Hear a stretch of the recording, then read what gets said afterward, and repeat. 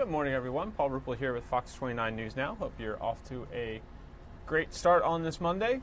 Apologies for those of you who were with us earlier this morning. We had some technical audio issues. I'm going to turn off my monitor here. I'll get you a look at the Benjamin Franklin Parkway while I do that. All right. Had some problems with the embedded audio into our system got turned off somehow. So managed to troubleshoot that with the assistance of our excellent engineering crew here, and we're back in business. I'll replay some of the packages we had earlier for you this morning that you obviously couldn't hear, but we'll get those to you right now. Thank you for bearing with us. The president's border wall plan is facing new opposition from Congress and from a number of states. Fox's Doug Luzader in Washington has more on that and the potential for a presidential veto coming up. President Trump's declaration of a border emergency, a national emergency, is about to face a flood of legal challenges, just like he predicted from the Rose Garden. He did predict it when he had that press conference. So his decision to move ahead with an $8 billion wall plan will run headfirst into lawsuits and an effort in Congress to block it. Here's Doug to explain all that. Good morning, guys. Well, the legal challenges here are going to be numerous, and we may wind up seeing here the first veto of the Trump presidency. And President Trump's vision of an expanded barrier along the southern border could soon take shape, but the idea of spending up to $8 billion there is another matter. And Congress may soon have the votes to at least try to stop the president's emergency declaration. I think we do. Now, whether we have enough for an override and veto, that's a different story. The Democrats may join forces with some Republicans who think the president went too far with his plan to take money from other departments to build a wall. But even if Congress passes a measure of disapproval, the White House suggests the president will block it. So, yes, he will veto? He's going to protect his national emergency declaration, guaranteed. I don't think there's any chance that the veto will be overridden. I think there are plenty of votes in the House to make sure that there's no override of the president's veto. So it's going to be settled in court. We'll have to wait and see. And we may be waiting a while, with at least 5 states now lining up to sue the president. We are prepared. We knew something like this might happen. And with our sister state partners, we are ready to go. A lot of what's going on right now has more to do with the fight than the actual outcome, because these are going to be big issues, it looks like, for the presidential election in 2020, and everyone's kind of making their cases for that. Mike and Alex. Oh, yeah, it will be. I mean, will any of the wall even be built by the election of 2020? Well, some of it may be. Remember, he did get some money from Congress. Right, exactly. So he can begin using that. It's the additional money that gets up to $8 billion. That's going to be the real issue here. Yeah. Okay, some of these candidates are saying, I'm going to tear it down, whatever's built, I'm going to tear it down if I'm elected. Yeah. Wow. All right, Doug, we'll see you again tomorrow. We continue to follow the latest developments in the Jussie Smollett attack investigation. If the reports that he organized the attack are true, what kind of punishment could he face? We asked an attorney this morning on Good Day Philadelphia, and here's that conversation from our air. This is attorney Joe Marone speaking with our Mike Jarek and Alex Howley. All right, 7:32. TMZ says Jussie Smollett's alleged assault case could now go to a grand jury, as new information claims the actor paid the two brothers questioned as suspects to orchestrate the attack. Okay, well, Chicago police have requested another interview with Jussie, but this time it's not clear if he'll agree to speak with detectives again. We shall see. So in a tweet... And it's important we mention this because there have been some reports saying that they've confirmed it was a hoax and all this, but this is officially what the Chicago Police Department has put out from their information officer. They say that they can't confirm, deny, or comment on the validity of what's been unofficially released. There are some developments in this investigation, and detectives have some follow-ups to complete, which include speaking to the individual who reported the incident. And we all know that individual is Jussie Smollett. But because there's been some unofficial reports that have been come out, some people are wondering, okay, if he did lie about this, what would that mean? Well, Joe Marone is here. He's an attorney. Yes, sir. Joe, what if this is all was a hoax and he orchestrated it? He's got to be held accountable big time. Well, I think they're at a critical point of this investigation because they the two brothers that apparently were part of this, they were brought into questioning, and they had attorneys, and the law enforcement issued some warrants and confiscated some evidence. Is your mic falling off? So we hear something, but I don't know where the mic is. I don't even know where it is. Joe, let me look at you. microphone? There it is. Oh, down it there. fell. President's Okay. Day. It's okay. a holiday. I get a holiday. It's all right. Let me stop We're here, it. but apparently we're on holiday too. This isn't going to be pretty, but at least we'll be able to hear you. Yes, Can it'll you be hear me clearer. Oh, much better. Well, you actually do look pretty. Okay. That's fantastic. Okay, sorry Appreciate to it. interrupt We you. just had pictures up of the two guys. These are the brothers, right? They're fitness. Well, one of them apparently a personal trainer. There they are. And they had a relationship also with Jussie. They'd known him, but they were brought into custody. They originally were charged with crimes. They were charged with battery. They were charged with hate crimes. But those charges were dismissed after an extensive conversation they had with law enforcement. They had attorneys. They provided information in their phones, which are always critical because we know about texting. And that information is currently being looked at. And now they want to go back to Jussie and they want to speak to him about that information that was collected, which seems to be a critical point for Jussie. Is he going to come forward and is he going to speak to authorities? Now, he's only talking to his attorneys, which is troubling at this point. Don't you have to? Does he have a choice if the Well, police he's want a to victim. speak to him? He's a victim. Yes. Right? If you were attacked, you want to do everything possible to cooperate with law enforcement, help find the person that did this to you, right? You're going to give them information. You're going to continue to cooperate. And he's not doing that. He backed up. The last time he spoke is he went on Good Morning America, right? And he gave us this heartfelt speech about how hate crimes are something that's terrible going on in this country and should be stopped. And all of a sudden you didn't hear from him no more. They found these two brothers. These brothers were brought in. They were charged. The charges were dropped. But when people say that they're looking, they don't know if he's going to speak to police again. I mean, he has a right to have an attorney, correct? That's right. So they can speak to the attorney and then get to him, or what? Well, because what are his now, rights versus what does he if have he starts to to do? give further statements, he may dig himself into further crimes. So now he's at a critical point. If he made this up, if this whole thing was a hoax, if he paid them, if the whole thing was a lie, Right. and he continues to give them information that is incorrect, I mean, he's going to dig a bigger hole. So right now he's going to speak to his attorneys. He's hired a PR firm for crisis management. So that tells me the trouble is ahead. And that's where it's going. Statement from his attorneys, don't we? Ryan, do you yes, have that? we do. Let me put it. It's pretty darn long, but It says, as a victim of a hate crime who has cooperated with the police investigation, Jussie Smollett is angered and devastated by recent reports that the perpetrators are individuals he is familiar with. He has now been further victimized by claims attributed to these alleged perpetrators that Jussie played a role in his own attack. Nothing is further from the truth, and anyone claiming otherwise is lying. Could it also be possible, because he seems to be standing by his story, that he has an attorney because people feel like he's lying and maybe he feels like he needs representation because of what's been put out there? Well, I think he's it can go either way. He's taking a real careful approach right now because obviously there's been evidence that has been collected that is troubling as to his story. And his story doesn't really make sense if you listen to it. It happened to be these two brothers were there on the scene. The police can prove it. They knew him.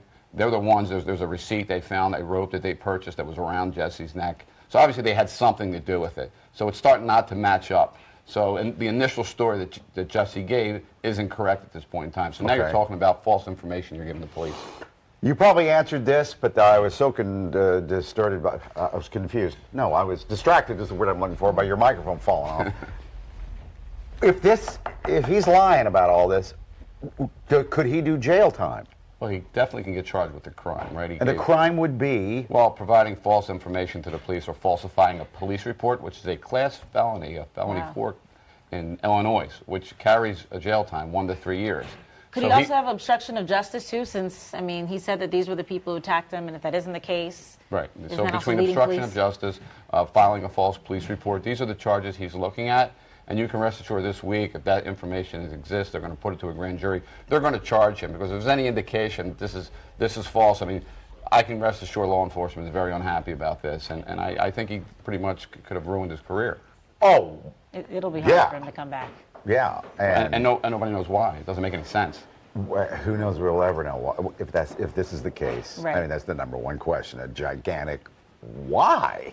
Yeah, there's no rhyme or reason. I mean, he had a great career. He was going in great directions. And why would he do? I mean, everybody knows he's openly gay. He's a black male that's openly gay. It's a very he stands for the LGBT community. And to make this up and go out public, and this whole thing becomes a lie, it makes no sense to anyone. I think that's been a phrase that a lot of people have been using. It makes no sense, from whether the reports that have been coming out, the back and forth, to everything. It's just been so confusing from the start. Well, it'll be interesting this week what happens. You think it'll have? wrap up quickly? Yeah, I think I do within too. the next couple of days. It's either getting charged. Because it's or been, not. how long? It's been 3 weeks now, hasn't it? Yeah, So- absolutely. Joe, thank you. Thank you, Thank guys.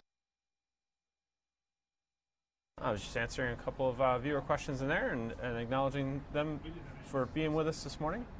Again, that was Attorney Joe Marone helping us out with understanding the latest in the Jussie Smollett investigation.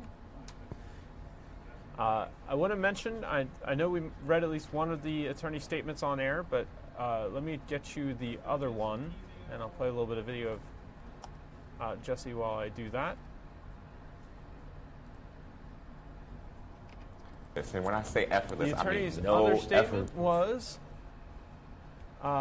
one of these purported suspects was Jussie's personal trainer, who he hired to ready him physically for a music video. It is impossible to believe that this person could have played a role in the crime against Jussie or would falsely claim Jussie's complicity. Jussie and his attorneys anticipate being further updated by the Chicago Police Department on the status of the investigation and will continue to cooperate. So that's the second of two statements that we have from Jussie Smollett's attorney. All right. Another quick national story for you.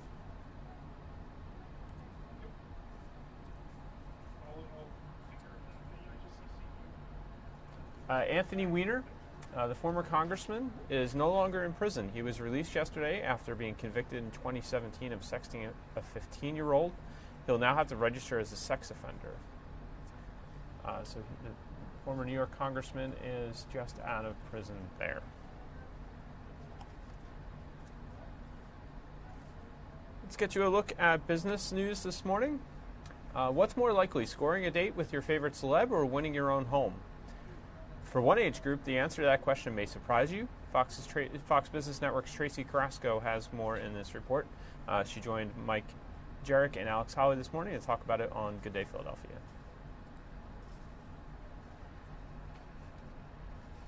You know, it's my favorite kind of story that we do. No question. So. According to a new report, most millennials, in other words, people that are probably approaching 36 and maybe as young as 23, 24, think owning a home in their lifetime is going to be impossible. That's sad. Tracy, can you believe this? Why? You know, they say for a number of reasons, mainly they just cannot afford it. So whether that's because they have a high cost of student debt, they are not making enough, whatever it may be, they just feel it is impossible. That's according to the new report. 2 out of 5 say that they don't think they'll be able to own a home. And when it comes to what millennials would do to own their dream home, nearly half said that they would give up Instagram forever. Nearly half also said that they would give up eating at Chipotle ever again. 1 in 4 said that they would go to jail for a week, all if it meant that they could have their dream home. 30% of millennials feel they have a better shot at getting a date with an A-list celebrity than ever owning a home. That's a pretty sad statistic right there. That is. These are some of the dopiest questions on a survey I think I've ever heard. You know what I mean? And plus, when they say your dream home, don't sometimes you just do a starter home until you can get more? Yeah. Why do we have to jump to like the most expensive thing? I would agree with that. I would spend a week in jail to guarantee that I would have a home. I mean, yeah, you need a place I would give up eating at Chipotle forever. Me too. I could do that. I could do that. Be a little hard. It's just the fact that people feel like they have to do these things. Well, again, I thought things were going pretty well with the economy and all that, as far as by the But that student debt is real. Oh, student debt is probably exactly what it Absolutely. is. Yeah. Yep.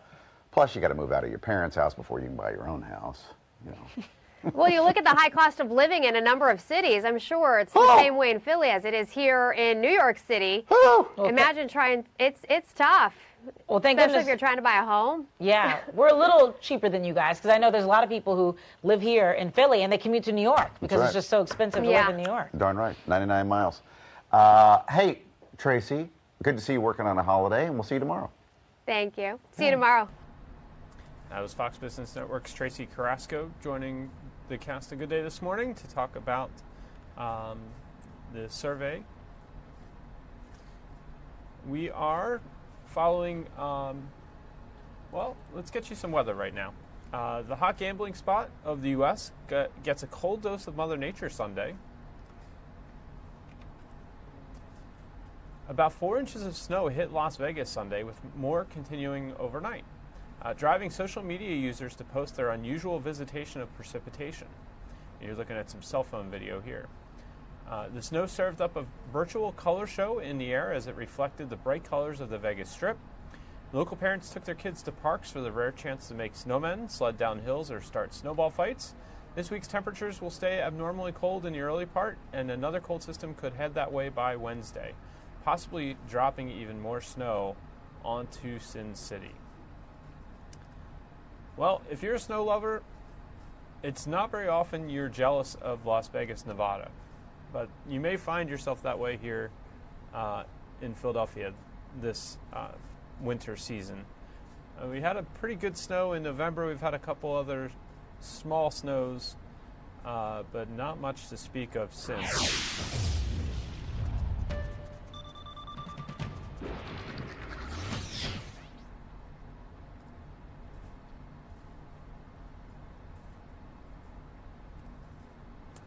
Here is a look at ultimate Doppler radar.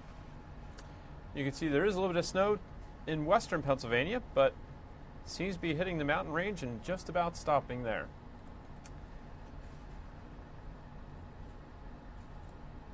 Our Sue Serio said that after that umbrella you might have needed this morning, you should need some sunglasses this afternoon. Winds pick up once the rain ends, and get ready for a midweek storm. So we'll get you the full 7-day forecast in a little bit. Let's get a live look at Benjamin Franklin Parkway and your current conditions. Right now it's 42 degrees, dew point is 36, winds out of the west at 10 miles per hour. Here's a live shot outside our studios here at 4th and Market. Let's interrupt weather for a second. Looks like we have a video in. Let me take you live to this footage here.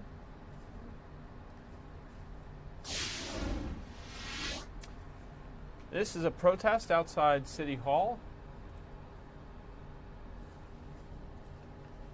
in Philadelphia.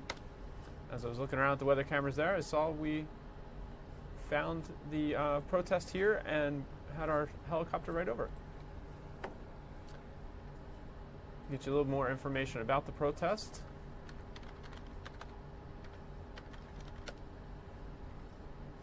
This is local Philadelphians mobilizing against President Trump's illegal fake emergency on President's Day. That's according to the organizers, who appear to be MoveOn.org. They say that this Philadelphia protest is part of a national day of mobilization in response to the president's, in their words, undermining democracy to further his racist agenda, end quote. So you see activists out there holding signs. Saw some police in yellow uniforms, look like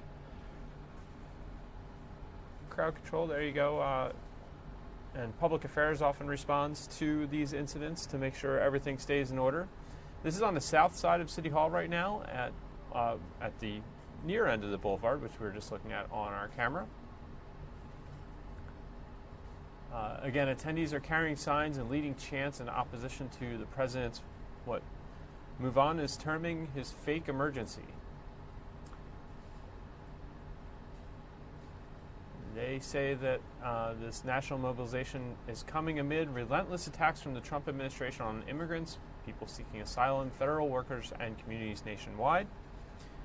Of course, we brought you a little bit earlier a report from Fox's Doug Luzader, where he was discussing the legal opposition to the president's plan that he announced on Friday. We carried for you here on News Now last week. And you see now some Philadelphians voicing their concerns outside of City Hall to the president's plan. If we hear anything new or different about the protest here, we'll come back to it. But let's get you back to weather. Here again is a shot of our studios at 4th and Market.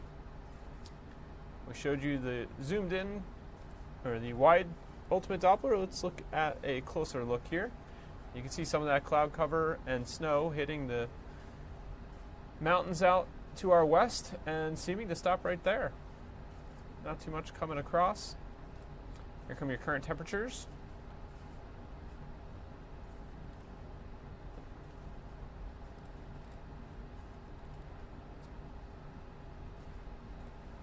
Looks like we've ticked up a few notches perhaps to 45 degrees.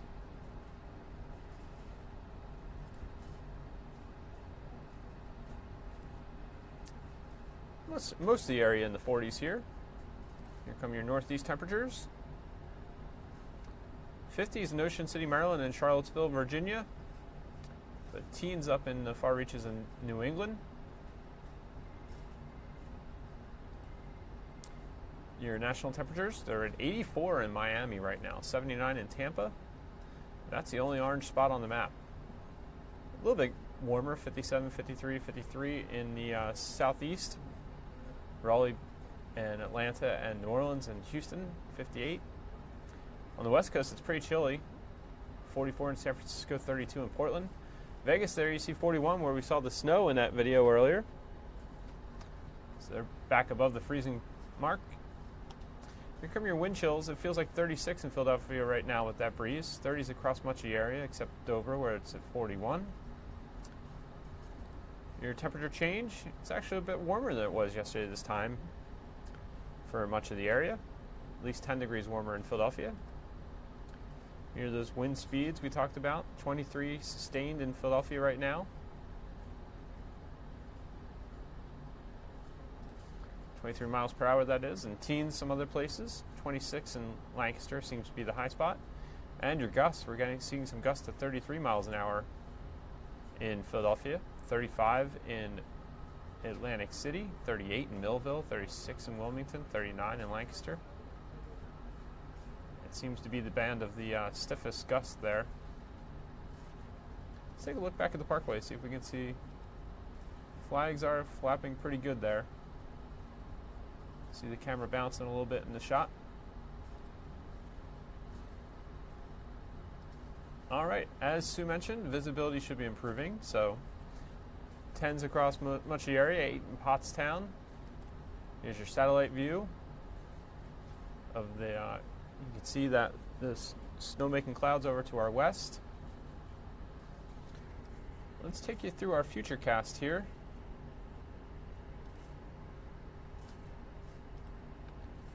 See some scattered showers possible out north of Harrisburg today.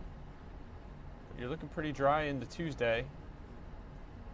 Let's check the longer range. There's our next weather maker coming into the area. Wednesday morning. Looks like it's not quite here then, but maybe closer to lunchtime. Starts to impact the areas to our south. In Delaware, and looks like it might start with a mix in parts of South Jersey. So it looks like it's going to snow a bit during the course of the day. This is your evening rush hour starting, and you see most of the area seeing some white stuff, and then it gets washed away. Substantial amount of rain there Thursday at 1 o'clock. It's still raining a little bit in South Jersey, and it's out of here by Thursday night. So let's look at, here's your national setup again. There you see our clearing into tomorrow morning. Let's check out our weather by the numbers forecast for today. It's looking like a 7. And your full 7-day forecast from our Fox 29 Weather Authority team. Looks like a high of 47 today, 7 today, another 7 tomorrow, 39 on Tuesday. Wednesday, we're gonna get to 34 degrees, but 27 for an overnight low, so we'll be cold enough to snow at times during the day on Wednesday. Thursday, high of 53, so we're warming back up into the 50s. 48 for Friday, Saturday 44, and then looks like rain on Sunday. I did see. Check with Sue had a note to us about the weekend storm. Looks like it will miss the morning rush, and the snow begins a little bit after, around 11 a.m. So that could be a tricky call for schools. They may open first and then have to deal with getting the children home. Of course, models are still fluctuating a little bit with the accumulations, but it looks like it could be 1 to 3 inches of snow. Through Wednesday afternoon, we saw it start to change over to rain later. See that change to sleet and rain. So again, Wednesday afternoon snow for most wintry mix, far south, southern New Jersey and Delaware. 6 to 7 p.m., at least right now, it looks about 48 hours out, that a little more than 48 hours could change to rain, except in the Lehigh and Poconos. And then there'll be some ice during the changeover, and rain ends by Thursday morning.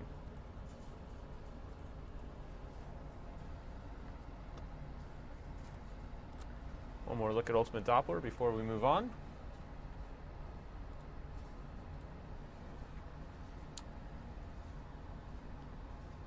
And let's get you back to some local news stories.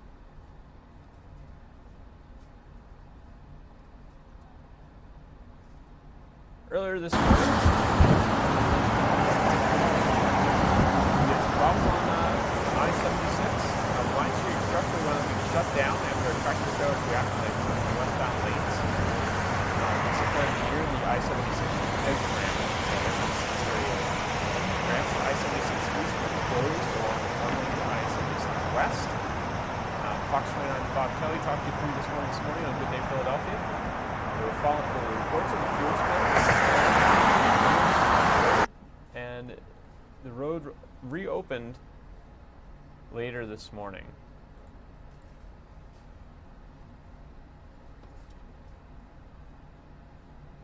Here's the story our Steve Keeley was out on this morning.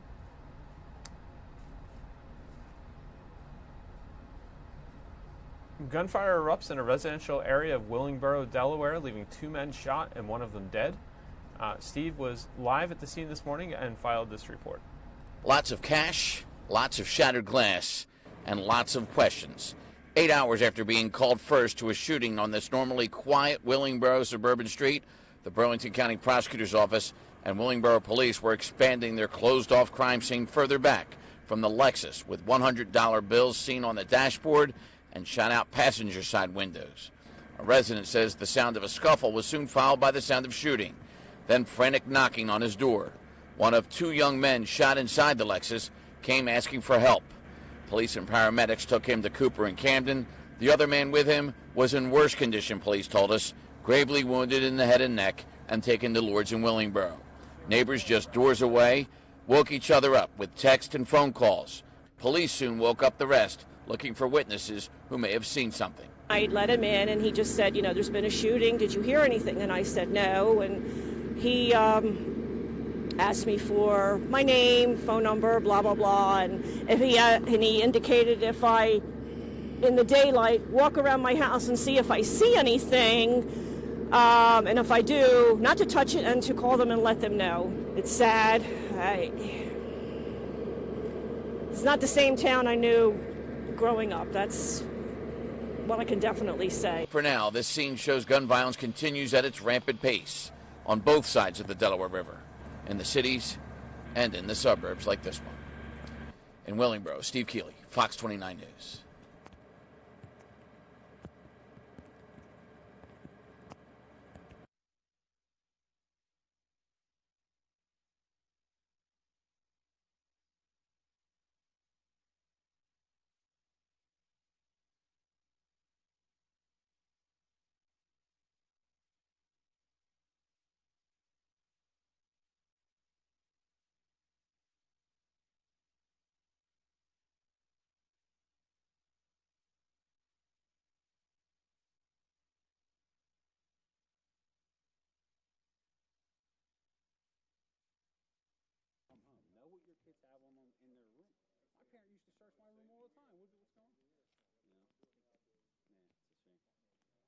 Thanks, guys. Thank you.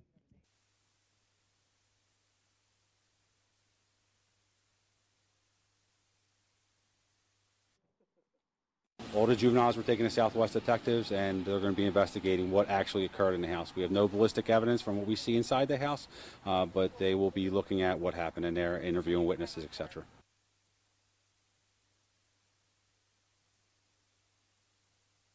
You heard police say there that they are talking with the other juveniles who were there. Unfortunately, we've had another shooting, this one on Glendale Avenue in the city. We're told that a young lady is in stable condition. She was able to walk to the police car after being shot in the face. She's been taken to the hospital. This one in, as I mentioned, Glendale.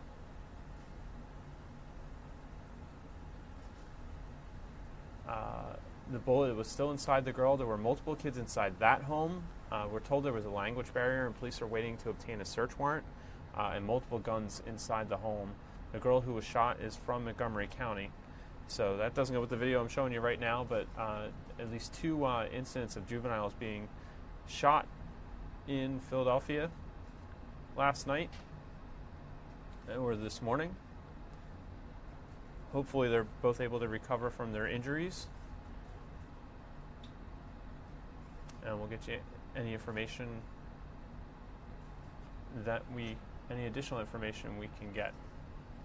Again, the young lady in the incident last night is in critical condition. We're hearing that the girl who was wounded on Glendale Avenue is in stable condition at this time.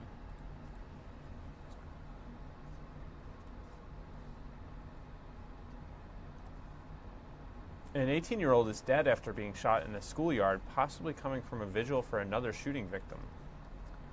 Police say the team was cutting through the yard of Kipp Middle School in the Cobbs Creek section of the city yesterday when he was shot several times. He staggered to a sidewalk where he collapsed just feet away from his home.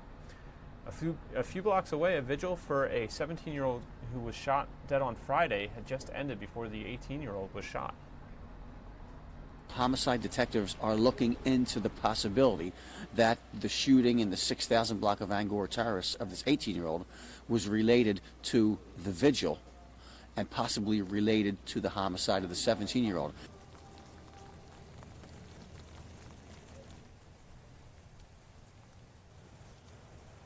Police are hoping surveillance footage will help them in their investigation of that shooting.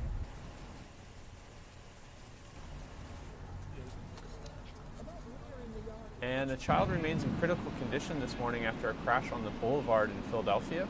On Saturday, 2 cars slammed into each other at the corner of Roosevelt Boulevard and Whitaker Avenue in the city's Crescentville neighborhood. 3 children were in one of the cars, and the impact ejected all of them. In all, 2 adults, along with those children, also went to the hospital.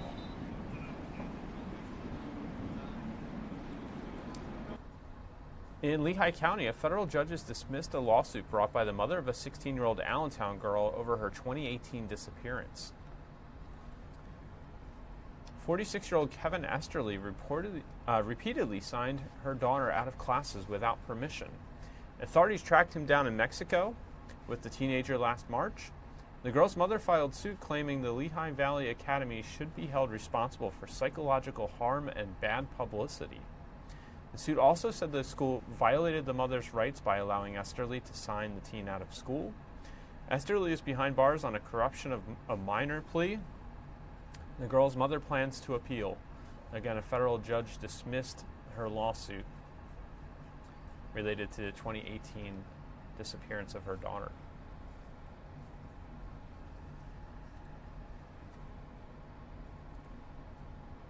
A local restaurant partners with Chosen 300 Ministries to treat the city's homeless to a special dinner.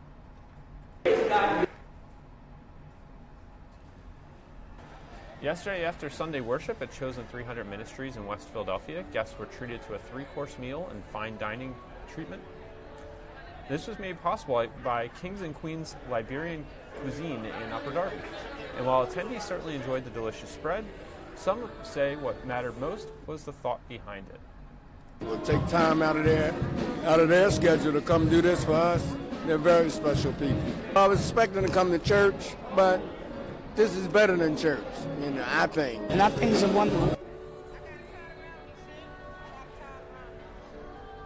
Chosen 300 Ministries is an interdenominational group which helps people experiencing homelessness and those struggling to feed themselves and their family.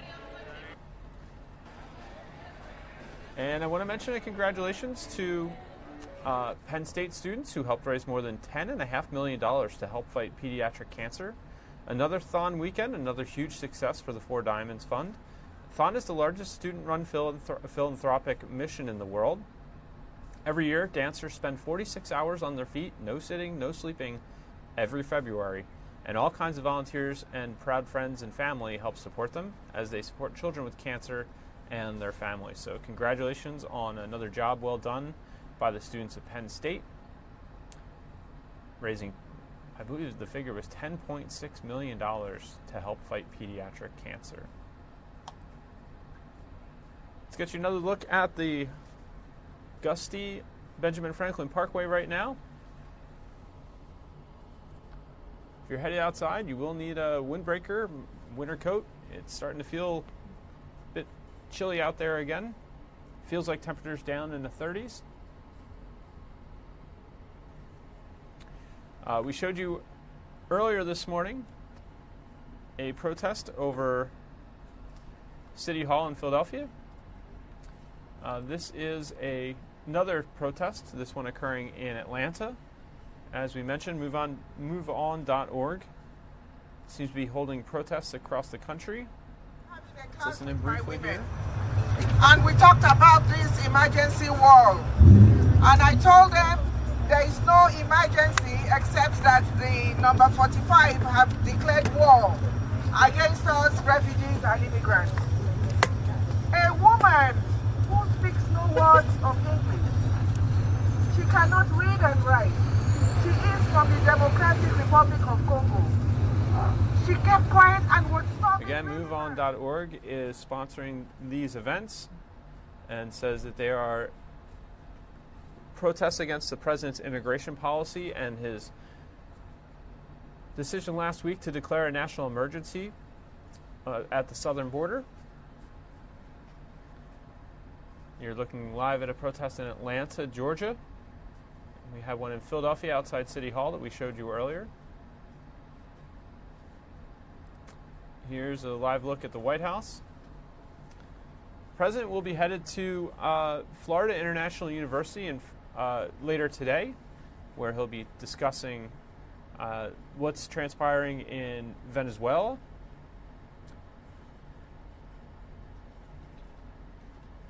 Typically, when the president travels, he does address the media on his way out to Marine One and ultimately Air Force One. So maybe we'll hear some from the president today on President's Day about reaction to his national emergency declaration last week.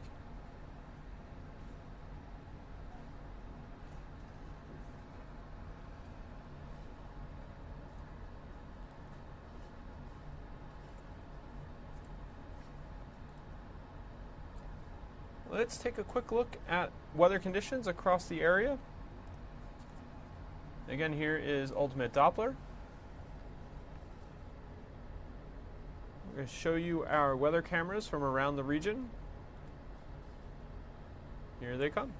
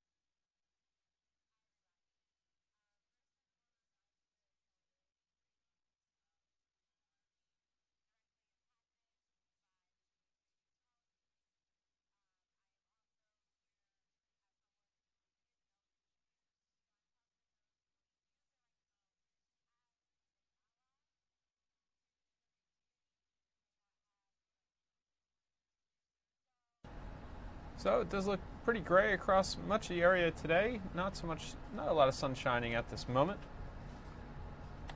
Let's take you back to Ocean City, where it looked like on this President's Day there was a pretty good crowd out and about. There's some folks walking the boardwalk, taking advantage of the dry weather right now. A little bit of sunshine down the beach there.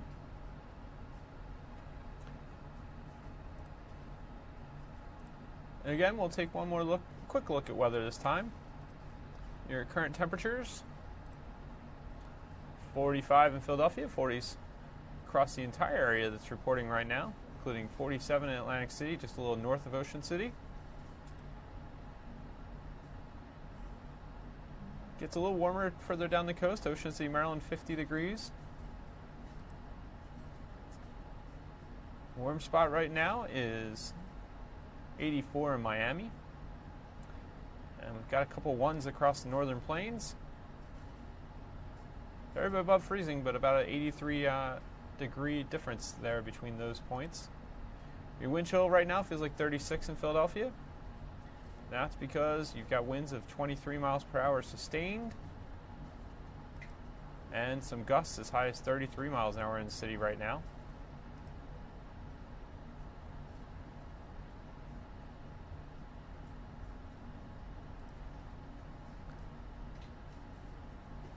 Your 7-day forecast from the Weather Authority should get to a high of 47 today, 39 on Tuesday, 34 Wednesday when we're watching the possibility of that storm. And then you're back up to 50 on Thursday and 48 Friday, but we're at 44 on Saturday and 55 with some rain on Sunday. Let's take a quick look. I'm seeing this Atlanta protest seems to have gotten a little bit rowdy.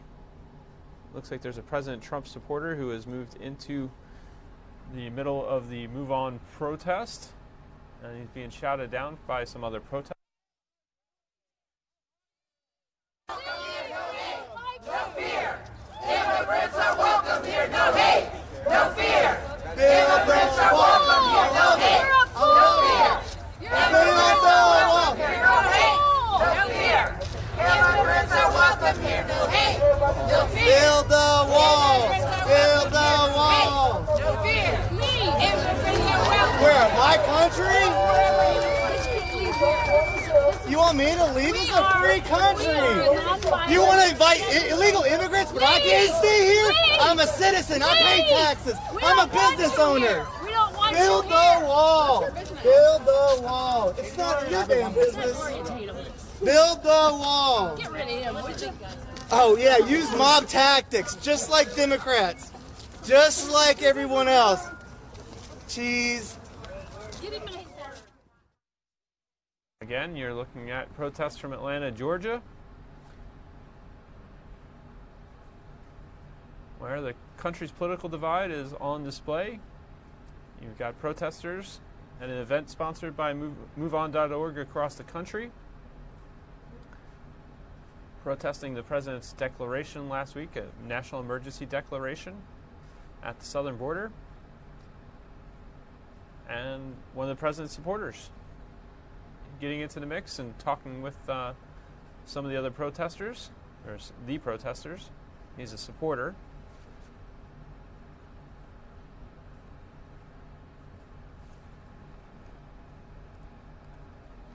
Again, as I mentioned, the president is headed to Florida today to discuss the country's policy with regards to Venezuela.